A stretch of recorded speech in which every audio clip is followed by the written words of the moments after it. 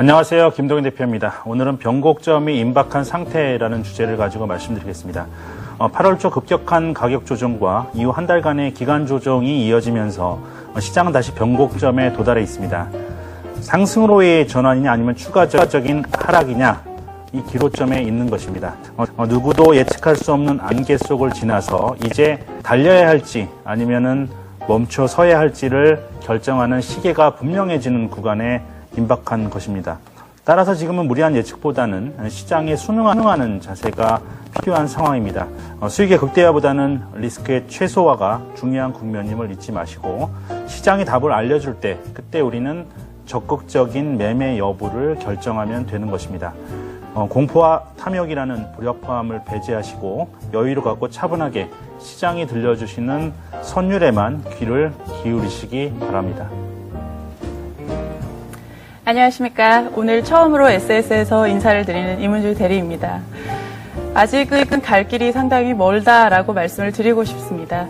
오바마 정책 발표 이후에 그 실질적인 공중의 기대 심리와 그리고 정책 발표 사이에 상당한 괴리감이 존재한다는 것을 또 한 번 확인을 했습니다.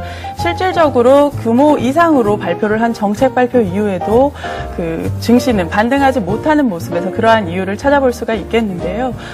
이번 주 그리고 이번 달 내에도 상당히 유럽발 이슈들이 산재해 있는 상황에서 오늘은 환율까지 급등을 했습니다. 외국인 매도에 기름을 부은 격이라고 할 수가 있겠습니다. 같은 박스권 내에서의 매매라도 저점을 일단 낮추고 오늘도 또 한 번 현금 보유의 그 중요성을 말씀을 드려야 할 것 같습니다. 네, 오늘 베스트 앤 워스트 이슈들을 나눠서 볼 텐데요. 워낙에 주가가 크게 하락했기 때문에 베스트 이슈가 어느 정도 의미가 있을지 모르겠습니다. 증권대학 김동희 대표 그리고 IBK 최증권에서 오셨습니다. 이문주 대리입니다. 두 분 어서 오세요. 네, 안녕하세요. 네. 이렇게 하락장에 오늘 첫 선을 베기게 돼서 좀 마음이 약간 좀 씁쓸하지만 얘기를 꺼내셨을 때 아직 갈 길이 멀다라고 하셨거든요. 그 의미가 뭘까요? 사실 증시가 상당히 좋은 시기에 처음 인사를 드렸으면 상당히 좋았을 텐데 이렇게 매매하기 어려운 장에서 인사를 드리게 돼서 아쉬운 마음이 크니다. 그렇지만 앞서 말씀드렸듯이 우리가 예상을 하는 것 이상으로 지금 하락폭은 큽니다. 그리고 이번 주 같은 경우는 그리고 이번 달 같은 경우는 앞으로 있는 FOMC나 이러한 이슈들, 미국발 이슈들보다는 훨씬 더 유럽발 이슈들이 중요하게 여겨지는 상황입니다. 따라서 이번 주 그리고 이번 달 내에서도 상당히 현금 보유를 가지고 있는 것이 필요합니다. 하락하는 장에서도 현금을 보유하고 계시는 투자가분들과 그렇지 못한 투자가분들의 그 심리적인 차이는 너무나 큰 것이기 때문입니다. 네, 그렇군요. 김동희 대표님, 그 하나 남은 뭐라고 해야 되죠? 그나마 우리가 하나의 의지가 될 수 있었던 것이 바로 환율이었는데 결국에 그 환율조차도 1,100원을 돌파하는 양상이었어요. 이렇게 되면 우리가 정말 마음에 담았던 악재들이 하나씩 다 돌출이 되는 상황인데 어떻게 봐야 하나요? 오늘 워스트 이슈에서도 제가 환율 문제를 갖고 나왔는데 지금 말씀을 드릴까요? 간단하게 말씀드리고 잠시 후에 자세히 보죠. 일단은 환율의 1,100원을 넘어서면 안 된다. 환율이 그동안 안정적이었다라는 부분들, 1,100원을 넘어서면 안 된다라는 부분들은 그건 한 3개월 동안 말씀드린 것 같아요. 그래서 일단은 이 시간을 통해서 계속 대형주의 비중은 줄여야 된다라는 말씀을 드렸었는데 하나 남은 이제 1,100원대를 돌파해서는 안 된다라고 강조를 드렸던 환율이 오늘 좀 급등하는 그러한 첫 단추를 끼웠기 때문에 향후에는 이 부분을 좀 조심스럽게 봐야 된다. 계속해서 환율이 계속해서 올라준다면 외국인들의 매수 기조의 전환으로의 기대는 난망이고 외국인들이 매수해주지 않는 그러한 구간에서 추세적 상승세가 나왔던 증시의 역사는 한 번도 없었다라는 부분들을 우리가 기억하고 매매를 하셔야 될 것 같습니다. 자, 그러면 오늘 베스트 이슈부터 함께 보겠습니다. 같이 보시죠. 네, 이문주 대리님 오늘 첫 번째로 가지고 온 이슈 어떤 건가요? 삼성카드의 에버랜드 지분 매각설입니다. 네. 사실 오늘 뜨거운 감자이기도 하지만 그쵸. 상당히 아쉽게도 증시 상태가 좋지 않은 관계로 네. 이러한 것들이 지금 베스트 이슈가 될 수 있느냐에 대한 의구심이 드는 상황이기는 합니다. 그쵸. 네. 그렇지만 일단 2012년 4월까지 삼성카드는 에버랜드 지분을 5%까지 낮추어야 하는 상황입니다. 그리고 여기서 가장 중요하게 이슈를 체크를 해야 되는 부분은 이 에버랜드의 주당 가치가 얼마나 되느냐에 그 가장 큰 이슈를 맞춰야 될 것 같습니다.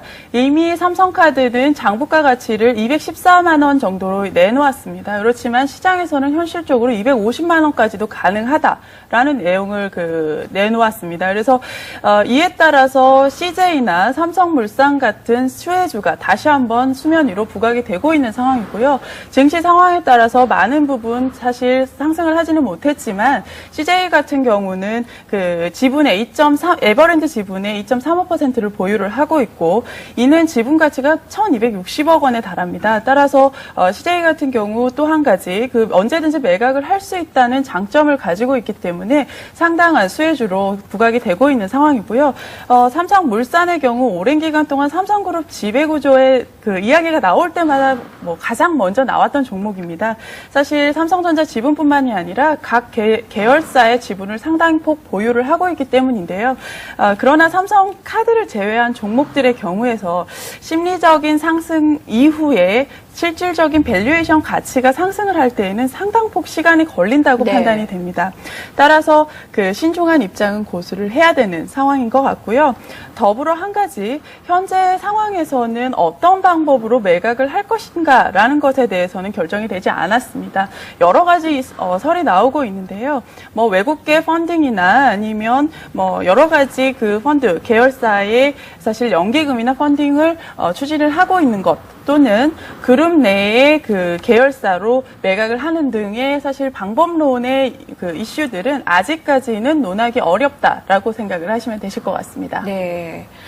오늘 주가 급락만 아니었어도 굉장히 뜨거운 감자로 더 부각될 수 있는 긍정적인 이슈였는데 증시 하락에 좀 묻혀진 이슈이기도 합니다. 이 삼성카드 얘기가 나와서 말인데요. 은행주, 금융주 얘기 잠깐 하고 넘어가도록 하죠. 그동안 우리가 플래너 S에서 버려야 할 업종, 보수적인 업종으로 은행주를 많은 전문가들이 꼽은 바가 있었는데 이게 어떻게 보면 딱 떨어져 맞은 격이 됐습니다. 오늘도 더 하락하는 양상이었습니다. 그중에 하나가 이 프랑스 대형 은행들의 신용등급 하향설 때문이었는데 그 설이 아니게 되었네요. 아까 장 마감 전에 보니까 무디스가 결국에 프랑스 은행 두 곳 신용등급 강등을 했네요. 대표님. 네. 은행주들이 좋지 못할 것이다라는 부분들은 지속적으로 말씀을 드렸죠. 사실상 은행주처럼 저평가 추천을 많이 받은 그동안 최근 몇 년 동안에 네. 은행주에 대해서 은행주 저평가됐다, 밸류에이션 낮다 이런 얘기가 지속적으로 나왔음에도 불구하고 올라가지 못한 업종은 거의 없을 겁니다. 그만큼 현 장부가에 대한 상태를 본다면 저평가된 것처럼 그렇게 보이지만 실질적으로 향후에 닥쳐올 리스크 부분을 고스란히 안고 있다는 부분에 있어서는 상당히 주가의 모멘텀, 상승 모멘텀이 굉장히 적은 상태에서 지금 가계부채 문제라든지 지속적으로 지금 예대마진, 즉 대출을 증가시켜야만이 은행들의 수익이 계속적으로 좋아질 수밖에 없는 상황에서 이 부분이 막혔기 때문에 근본적으로 우리가 생각해야 될 부분들입니다. 거기다 이제 해외 문제까지 겹쳤고요.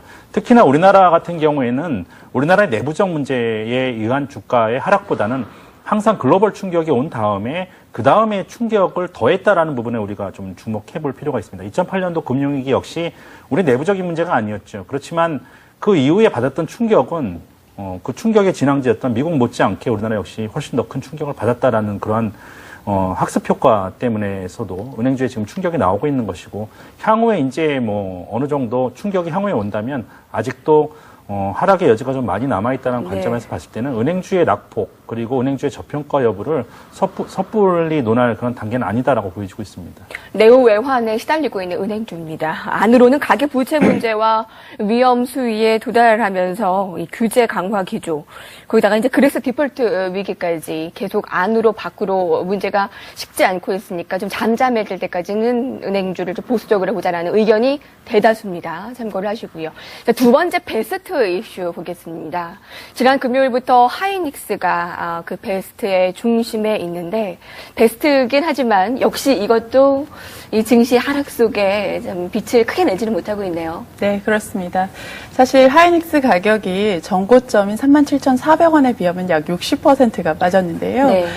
절대적으로 보면 상당폭 빠진 것으로 표현을 할 수가 있겠지만, 사실 이 이후의 면에 자세히 살펴보면 반도체 가격이 8월 하반기 이후에 상당폭, 일정 부분은 빠졌다. 따라서 바닥을 친 것이다라는 내용들이 상당폭 나왔습니다. 그래서, 거기에 하이닉스의 3, 4분기의 실적 또한 적자폭을 줄여갈 것이다라는 내용들로 그 호조를 이루었는데요. 또 여기에 또 아시다시피 대만 경쟁업체의 감산 소식이 이어지면서 하이닉스뿐만이 아니라 반도체 업종 전반 그리고 IT 업종까지도 긍정적인 요소를 만들기 시작을 했습니다. 그러나 개인적으로 하이닉스의 주가가 바닥을 쳤다. 그리고 또 그 급등을 논하기에는 좀 이르지 않나라는 생각을 하고 있습니다. 그렇기에는 너무나 여러 가지 산재해 있는 문제들이 많다는 것인데요. 최근 또 한 가지를 말씀을 드리자면 지금 필라델피아 지수들이 반등을 하고 있다. 이런 점에서 말씀을 하기에는 단순히 필라델피아 반도체 업체가 회복을 반증을 했다라는 측면보다는 일부 업체들의 M&A 이슈가 포함이 되어 있었고요. 네.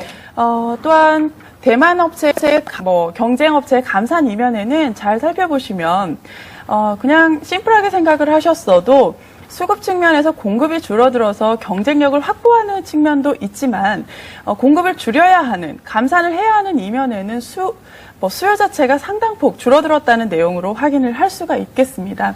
따라서 지금까지의 하이닉스의 여러 가지 묵은 이슈 채권단의 그 주식 매각 또는 주인을 찾는 이런 관계, 이런 것들뿐만이 아니라 재고 소진의 문제라든지 또는 가격이 바닥을 쳤느냐에 대한 문제들을 충분히 확인하신 후에 들어가시는 것이 좋으실 것 같고요. 지금 하이닉스 PBR 1.3배 수준이 2만 원 정도 수준입니다. 19,000에서 2만 원 수준인데 이 정도 수준에서는 저가라고 표현을 할 수는 있지만 아직까지는 이르다라고 생각을 하시면 되실 것 같습니다. 예. 하이닉스도 대형주 가운데 한 가지잖아요, 김동희 대표님. 근데 우리가 1,900을 넘기는 거 확인하기 전까지는 대형주 매매는 정말 시간을 필요로 한다라는 의견을 주신 바가 있었는데 아직도 대형주 가지고 계신 분들은 어떻게 해야 합니까? 글쎄, 대형주에 대한 비중은 계속 줄이라고 말씀을 드렸음에도 불구하고 아직도 갖고 계신 분들이라면 저는 지속적으로 줄여야 된다라고 생각하고 있습니다. 만약에 1,700포인트를 이탈하게 되면, 일시적으로라도 이탈하게 되면, 시장에 투매가 나오겠죠. 그러니까 모두가 지금 지지 라인, 그나마 남아있는 지지 라인으로 생각하는 것이 지난번 저점대인 1,680포인트에서 1,700포인트대인데, 여기를 만약에 훼손을 하게 되면, 다른 펀더멘탈이나 가치 여부를 떠나서 시장 참여자들이 심리적으로 불안해지면서 일시적인 투매가 나오는데 그 투매의 폭은 굉장히 좀 클 것으로 예상이 되고 있습니다. 그러니까 그 부분이 일시적이 됐던 아니면은 상당 기간 지속이 되던 간에 일단은 위험이 있는 부분들이기 때문에 지금 대형주 비중이 많으신 분들이라면 지금이라도 일정 정도 좀 줄여주시는 것, 지수 관련 대형주를 얘기하는 겁니다. 지금 개별 종목의 문제가 아니지 않습니까? 하이닉스도 얘기가 나오고 있지만 하이닉스가 치킨 게임에서 승자가 되는 것은 일단 나중에 먼 훗날의 얘기고요.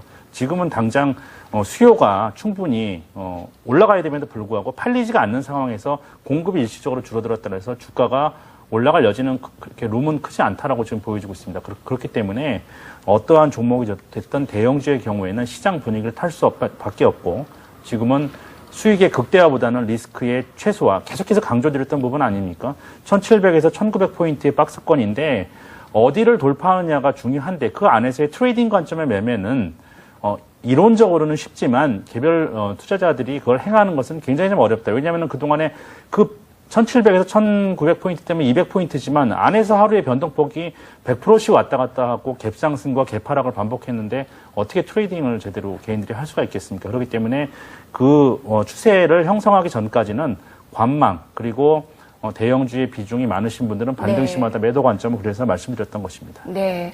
여러분 도움이 하나씩 되셨을 거라고 생각합니다. 그러면 우리를 무기력하게 만든 워스트 이슈 한 가지씩 보겠습니다. 함께 보시죠.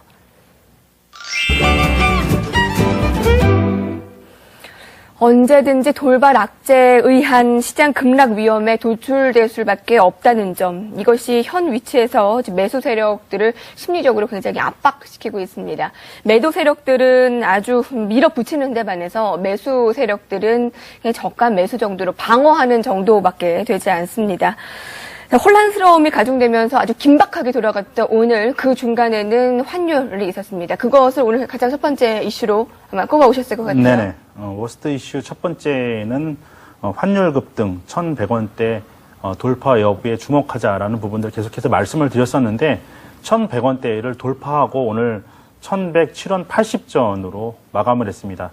한 근 3개월 동안 단일하게 말씀드렸던 라인은 1,100원인데 그 이면에는 여러 가지가 있죠. 지속적으로 제가 환율의 중요성을 강조했던 부분들은 외국인들이 순매도를 함에도 불구하고 환율이 그동안 안정적인 흐름을 보여줬다라는 부분들입니다. 이것은 여러 가지 가능성들을 제시할 수 있겠지만 그나마 우리가 환율이 급등하지 않는다는 것은 하나의 우리가 기댈 수 있는 그러한 재료였는데 그 부분이 이제 1,100원을 돌파하면서 일단은 사라져버리는 그러한 상황이 돼버렸죠. 우리가 이제 마지막 남은 호재 부분이 마지막 남은 우리가 기댈 수 있는 부분이 좀 사라졌다라고 지금 보여주고 있습니다. 환율의 중요성을 제가 좀 차트를 통해서 한번 극명하게 여러분들 설명드리도록 하겠습니다. 좀 차트를 좀 비춰주시면요. 네. 여러분 지금 보시고 계신 그림이 이제 비교 차트입니다. 비교 차트인데 이 노란색 그림은 종합주가 지수고요. 이 검정색 선은 이제 환율의 움직임인데 환율이 급등하게 되면 주가가 떨어지고 주가가 떨어지게 되면 환율이 급등하는 이러한 반비례 관계가 극명하게 나타나고 있죠. 작년도 그 2010년 5월 달에 유럽발 금융위기가 왔을 때만 하더라도 주가가 이 정도 떨어질 때 환율이 이렇게 급등하는 모습, 이러한 폭으로 급등하는 모습을 보실 수가 있겠습니다. 근데 이번에는 주가가 고점 대비해서 큰 폭으로 500포인트 정도 떨어졌음에도 불구하고 환율은 거의 반응을 하지 않았죠. 이 부분은 상당히 좀 긍정적이다라고 말씀을 드렸는데 환율마저 외국인 매도 속에서 급등을 한다면 우리가 굉장히 좀 위험한 상태로 넘어갈 수 있다고 말씀드렸습니다. 그 마지노선으로 1,100원을 설정드렸던 거고요. 그 이유는 바로 외국인들이 환율이 올라가는 구간에서 외국인들은 절대로 순매수 기조를 유지할 수가 없죠. 환차익 부분, 즉 주가가 올라간다 하더라도 환차익에서 손실을 크게 보기 때문에 외국인들은 절대로 들어올 수가 없습니다. 외국인들이 달러를 갖고 우리나라에 들어와서 달러로 투자하는 것이 아니라 바로 원화로 환전을 하면서 투자를 하게 돼 있죠. 그러면서 원화에 대한 수요가 발생을 하고 원달러 환율이 내려가게 돼 있습니다. 그 원화 가치가 상승한다는 얘기죠. 반면에 이제 매도를 하게 되면 거꾸로 달러 가치가 올라가고 원화 가치가 떨어지면서 환율은 급등하게 되는 모습이 나타나는데 바로 우리나라에 있어서 환율의 움직임을 결정짓는 가장 중요한 요인 중에 하나가 외국인들이 순매수하느냐 순매도하느냐였습니다. 그러니까 지금까지 환율이 좀 안정적이었다는 부분들은 외국인들이 매도를 했음에도 불구하고 달러로 환전을 하지 않고 원화 계정으로 갖고 있었다라는 부분들을 우리가 유추를 할 수가 있는데 바로 원화를 달러를 바꾸기 시작했다라는 의미는 뭐냐면 셀코리아를 시작했다라는 의미로 우리가 받아들일 수가 있습니다. 오늘 사실상 지금 환율이 1,100원대를 돌파하면서 지금 그나마 우리나라 지금 인플레이션이 심각한 상태인데 이런 인플레이션에 기름을 붓지 않는 요인으로 수입 물가가 환율이 안정적으로 움직였기 때문에 수입 물가가 안정되어 있었습니다. 만약에 환율이 급등하게 되면 수입 물가까지 올라가게 되면 정부로서는 마지막 남은 카드인 금리라는 부분을 안 건드릴 수가 없는 상황으로 넘어가게 되고 그렇다면은 이제 경제 전반에 영향을 미치게 되기 때문에 환율이 지금 무엇보다도 중요한 그런 구간입니다. 그래서 사실상 1,100원을 돌파하게 되면 정부의 개입이 어느 정도 이루어지지 않을까라고 이렇게 봤었는데 오늘 좀 고점 부분에서 좀 마감을 하게 되면서 좀 좋지 못한 모습으로 마감을 하게 됐는데 환율이 급등하게 되면 유로존의 문제가 이제 이머징 마켓으로 전염이 되고 있다는 것으로 볼 수 있고 여기에 따라서 CDS 프리미엄도 급등할 수 있는 여지가 되기 때문에 이러한 부분들을 좀 지속적으로 관찰하시고요. 지금 이제 1,100원대를 돌파한 상황인데 일시적으로 돌파하고 밑으로 내려와주면은 뭐 관계가 없겠습니다만 지속적으로 올라준다면 2차 저항대인 1150원을 우리가 돌파하는지 여부를 네. 좀 살펴봐야 될 것 같습니다. 3개월 동안 얘기를 꾸준히 했었던 이 1,100원이 결국에 좀 돌파함에 따라서 우리가 좀 위험 신호로 좀 얘기가 되고 있다라는 의미인데 2차 저항대는 1,150원 상향 돌파 여부를 확인하자라고 했습니다. 이렇게 되면 1,700포인트를 이제 더 이탈할 가능성도 지금 환율과 미뤄봤을 때 더 있다라는 말씀이시죠. 지금 긍정적인 마음을 무작정 가지기에는 정말 안 되는 시점인데요. 그러니까 지금 일시적으로 환율이 1,100원대를 돌파한 다음에 다시 회귀를 할지 지속적으로 올라갈지는 지금 아무도 모르죠. 그렇기 때문에 우리가 시장에 대해서 예측을 하지 말고 네. 시장이 보여주는 것 자체가 답이라고 말씀드렸습니다. 그래서 일단은 박스권으로 우리가 설정했던 라인이 1,900포인트와 1,700포인트인데 1,700포인트 마저 이탈하게 되면은 한 단계 레벨 다운 증시가 이제 하락하는 기간이 좀 길어질 수 있다는 얘기죠. 그렇기 때문에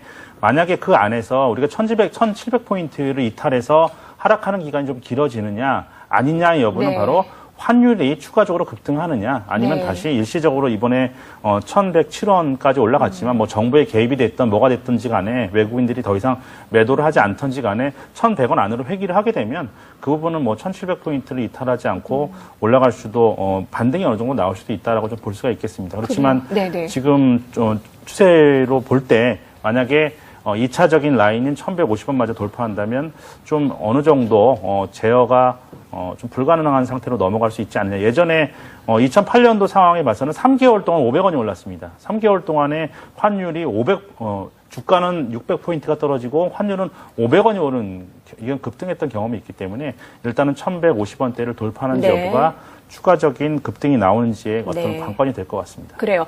이어서 같이 봐야 할 수밖에 없는 것이 지금 외국인들의 매도인데요. 자, 초반부터 뭐 대거 매도를 나타냈기 때문에 워스트 이슈로 꼽지 않을 수가 없겠죠.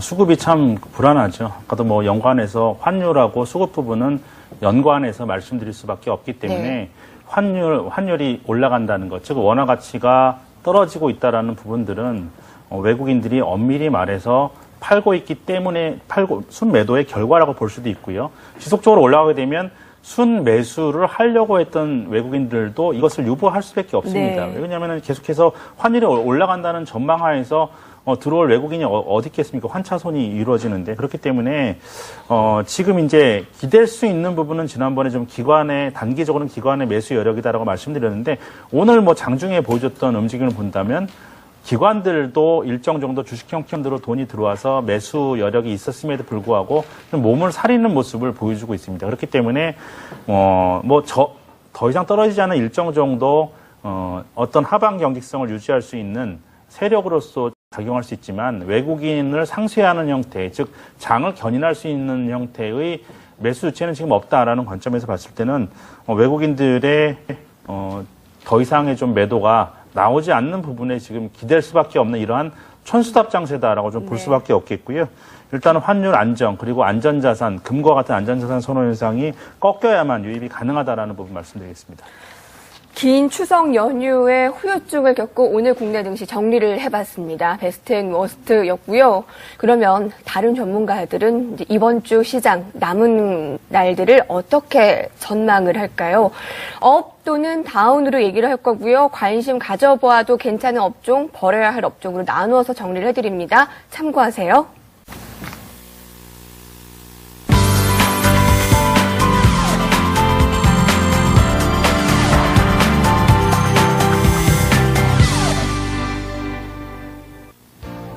안녕하십니까, 플래너였습니다. 코스피가 결국 1740선까지 무너졌습니다. 추석 연휴를 마치고 올 만에 개장한 국내 증시는 유럽 위기에 대한 불안감이 크게 작용하며 낙폭을 키운 모습이었는데요. 어느 정도의 변동성이 예상되긴 했는데 앞으로 더 낙폭을 키울지가 걱정입니다. SS 패널들의 국내 증시 전망 저와 함께 확인하시죠. 네, 오늘은 동양종금증권의 최민규 과장, 우리투자증권의 정재훈 대리, 그리고 동양종금증권의 이모세 팀장까지 세 분의 의견 들어보겠습니다. 첫 번째 전망부터 살펴보시죠. 동양종금증권의 최민규 과장은 지수 상승을 예상했습니다. 예상 밴드는 1755에서 1775포인트로 잡았습니다. 투자 계획 살펴보면 메르켈 독일 총리의 그리스 디폴트 관련 발언이 나오면서 시장은 20일에 열리는 FOMC까지는 반등 분위기를 형성할 것이라고 예상했습니다. 내일은 단기 매수 관점에서 접근하는데 매수주보다는 경기 민감주 위주로 포트폴리오를 구성하는 것이 바람직하다는 의견입니다. 최민규 과장 관심 업종 볼까요? 관심 종목으로는 현대위아, 두산인프라코를 선정했습니다. 반면 버릴 종목으로는 OCI를 꼽았는데요. 폴리실리콘 공급 과잉으로 인한 가격 하락은 구조적 문제이기 때문에 단기간에 회복되기는 어렵다고 내다봤습니다. 다음은 우리투자증권 정재훈 대리의 전망입니다. 역시 지수 상승을 예상했는데요. 예상 밴드는 1780에서 1800포인트입니다. 선물 시장의 변동성이 커지며 지수가 크게 하락했는데 내일은 추가적인 기술적 하락 가능성이 있다고 내다봤습니다. 이번 주 남은 목요일과 금요일에는 관망적인 자세로 대응하는 것이 바람직하다는 의견입니다. 증권업종에 대해서는 긍정적으로 봤고요. 반면 은행주는 당분간 힘들 것이라고 내다봤습니다.